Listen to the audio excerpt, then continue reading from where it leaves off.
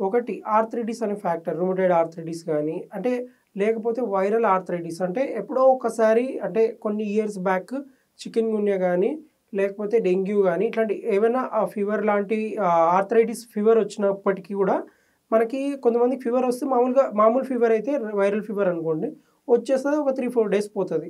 Chicken గున్యా ఇలాంటివి ఏంటంటే ఆ ఫీవర్‌తో పాటు ఈ జాయింట్‌లో కూడా పెయిన్ ఉంటది. ఆ టయానికి చికెన్ గున్యా వచ్చిన కొన్నిసార్లు. అది ఏమైతదంటే కొన్ని రోజులకి ఆ ఆర్థరైటిస్ మన బాడీలో స్టిల్ యాంటీబాడీస్ ఉండి మన ఇమ్యూన్ సిస్టమ్‌ని డ్యామేజ్ చేస్తుంటదనమాట. దీన్నేమంటారంటే ఆటో ఇమ్యూన్ డిసీజెస్ అంటామనమాట. సెల్ఫ్ ఇమ్యూనిటీ మన పైనే మన బాడీకే మన యాంటీబాడీస్ గుర్తుపట్టక మన బాడీనే మనకే ఒక రోగాలు ఇస్తుంటదనమాట.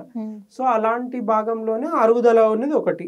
సో, ఇప్పుడు భుజం అరిగిందనుకోండి మీరేమన్నారు కాల్షియం డెఫిషియన్సీయా లేకపోతే ఏదన్నా ఇతరితర కారణాల వల్ల ఏమైనా లోపం వల్లనా అనుకుంటారు. కానీ ఏం లోపం లేకపోయినా కూడా ఇట్లా అరిగింటదనమాట. ఈ వైరల్ ఆర్థరైటిస్ ఎవరికైనా ఉన్న వాళ్ళలో. నెక్స్ట్ ఇంకా ఎవరికి అరిగింటది.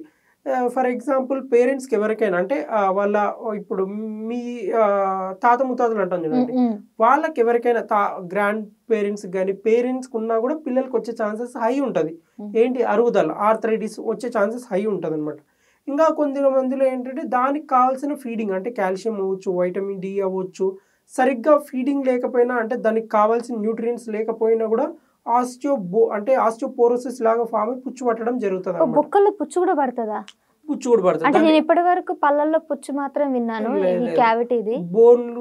బోన్ కూడా పుచ్చు పట్టడం జరుగుతది. ఎక్కువ స్మోకింగ్ చేసే వాళ్ళకి, ఎక్కువ విపరీతంగా ఆల్కహాల్ చేసే వాళ్ళకి ఆస్టియోపోరోసిస్ ఉంటదనమాట.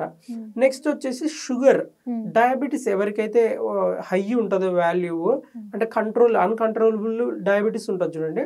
వాళ్ళల్లో కూడా భుజం అరుగుదల అనేది ఉంటది. భుజం మాట్లాడుకుంటున్నాను ఇప్పుడు నేను ఎగ్జాంపుల్ ఒకటి తీసుకున్నా.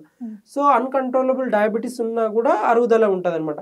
కొంతమంది ఉంటారు ఇంకొక రిపిటిటివ్ స్ట్రెయిన్ ఇంజరీ ఆర్ఎస్ఐ అంటే ఒకే పనిని కుడి చేతిని ఎక్కువ వాడడం. మగ్గం వేసేవాళ్ళు ఉంటారనుకోండి.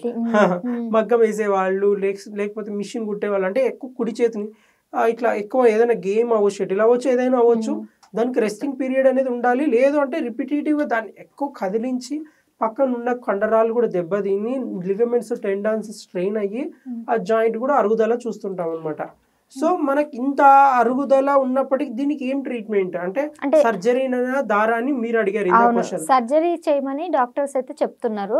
మరి ఒకవేళ సర్జరీస్ చేస్తేనే దానికి ఖచ్చితమైనటువంటి సమస్యను తీర్చవచ్చు అంటారా? లేదు, సర్జరీ అనేది లాస్ట్ ఆప్షన్ పెట్టుకోవాలి.